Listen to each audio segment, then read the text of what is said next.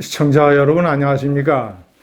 이재명 대표가 사퇴를 거부함으로써 총선은 한동훈 대 이재명의 대결 구도로 굳혀졌습니다. 검사 대 피의자, 미래 권력 대 과거 권력. 자, 두 사람은 국민 여론조사에서 차기 대통령 후보감 박빙의 양강을 형성하고 있습니다. 압도적인 1, 2위입니다. 자, 그렇다면 두 사람에게 이번 총선은 대권 전초전, 대권 1라운드가 될 것입니다. 어떤 총선 결과가 나와야 두 사람이 승리를 주장할 수 있을 것인가, 그리고 두 사람의 미래에 어떤 영향을 미칠 것인가. 자, 이 한동훈 비대위원장으로 보면 자, 지금까지 역사상 이 위기에 몰린 보수 정당을 구한 대표적인 정치 지도자는 박근혜 전 대통령이었습니다. 노무현 탄핵 역풍이 휘몰아치던 2004년 총선. 자, 박근혜 의원이 이 총선을 지휘하게 됐고, 자, 그래서 121석을 얻었습니다. 100석 이하로 추락할 것이라는 위기감을 떨쳐내고 121석으로 겨우 한나라당을 살려냈습니다. 열린민주당이 3분의 2석을 갖는 것을 막아낸 것이죠. 자, 그리고 박근혜 의원은 2012년 선거 때 비대위원장으로서 또 위기의 이명박 정권을 구해냈습니다. 152석 과반수를 얻음으로써 이런 것들이 다 토대가 돼서 나중에 대통령 후보가 되고 그리고 대통령이 될 수 있었습니다.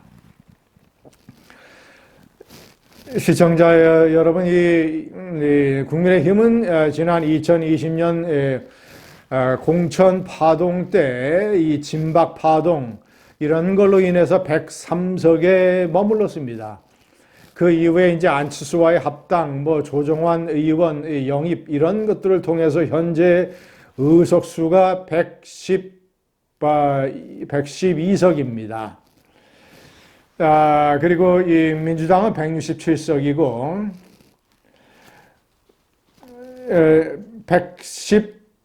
국민의힘이 113석이죠. 시청자 여러분, 만약에 이번 총선에서 국민의힘이 120석을 얻게 된다면, 비록 과반수는 얻지 못하지만 이 야당 세력이 3분의 2를 가져가서 탄핵 소추권을 행사하고 이 윤석열 대통령이 잘못된 법안에 대해서 거부권을 행사할 수도 없는 이런 비참한 지경에 이르는 것은 피할 수 있습니다. 120석이 최소한의 안정권이라고 할 수가 있습니다.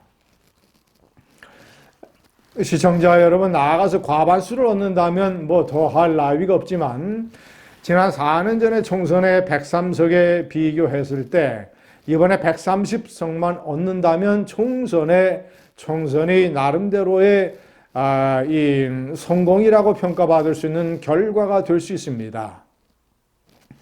자, 그럼 한동훈 비대위원장은 이번에 지역구도 출마하지 아니하고 비례대표도 출마하지 아니합니다.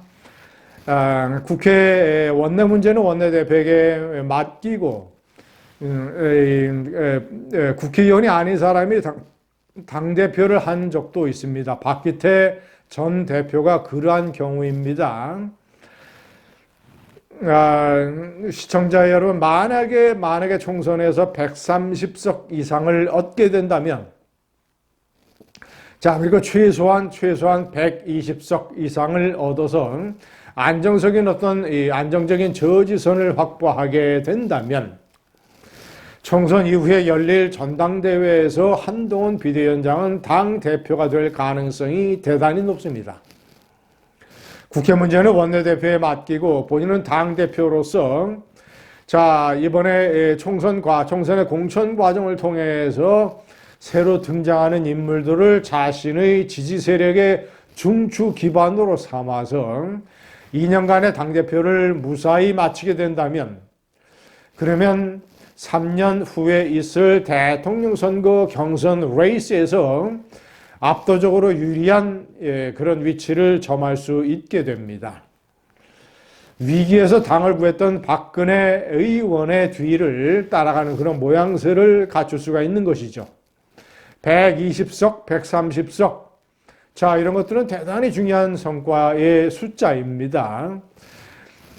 그리고 이번에 이 유세를 통해서 대중적인 인기도를 확인할 수 있다면 한동훈 장관으로서는 더 추가적인 이득을 얻게 되는 것입니다. 자, 그리고 정치 경험이 없는데 이번 총선 선거 과정을 통해서 본인이 나름대로 정치를 배우고 당내 사정을 파악하고 기타 등등을 통해서 입지를 다질 수가 있습니다. 그러나 중요한 건너야 될 강은 김건희 특검법에 대해서 민주당이 획책하고 있는 재의결입니다. 민주당은 시간을 질질 끌다가 내년 2월쯤에 이 표결을 할 것으로 보입니다. 자, 그러면 국민의힘이 당원 당규에 따라서 1월 10일 이전에 공천관리위원장을 선정을 하고, 자, 이제 공천 작업을 진행을 하게 되고, 그러면 2월 달쯤에 되면 적어도 2월 말까지는 어떤 사람이 공천을 받고 어떤 사람이 낙천되는가가 드러날 것입니다. 민주당의 전략은 낙천되는 상당수, 특히 TK 영남권 지역에서 낙천되는 그런 사람들이 반감을 품고 무기명 비밀투표이기 때문에 지난번에 1차 표결 때는 국민의힘이 퇴장을 했습니다. 어차피 통과될 법안이니까. 그러나 재의결 때는 퇴장할 수 없습니다. 왜냐하면 이것은 재적의원 과반수 출석의 출석의원 3분의 2면 재의결이 통과되기 때문에 만약에 국민의힘이 출석을 하지 않으면 바로 출석한 민주당 의원들만으로도 3분의 2가 돼버립니다. 때문에 국민의힘은 물론 당론으로 재의결 반대를 정하겠지만 무기명 비밀투표이기 때문에 얼마나 반란표가 나올지 모릅니다. 이것을 다독이고 이것을 무사히 넘어가는 것이 한동훈 비대위원장의 아주 중요한 과제라고 하겠습니다. 시청자 여러분, 이재명 이 대표의 최대 난관은 역시 사법 리스크입니다. 이번에 총선 결과 현재 의석수가 167석인데 167석을 유지하거나 아니면 초과하는 의석수를 얻으면 이재명 대표로서는 총선에서 성공을 주장할 수 있을 것입니다. 자, 그러면 당대표를 임기 내내까지 유지를 할 수 있게 되고 다음 대통령 선거 경선 레이스를 노릴 텐데 가장 중요한 것은 재판 결과입니다. 자, 이 다음 대통령 선거 경선 때까지 3년의 시간이 남아있기 때문에 그때까지 현재 재판을 받고 있는 모든 혐의에 대해서 어떤 일부 혐의에 대해서 대법원이 확정 판결을 내릴 가능성이 대단히 높습니다.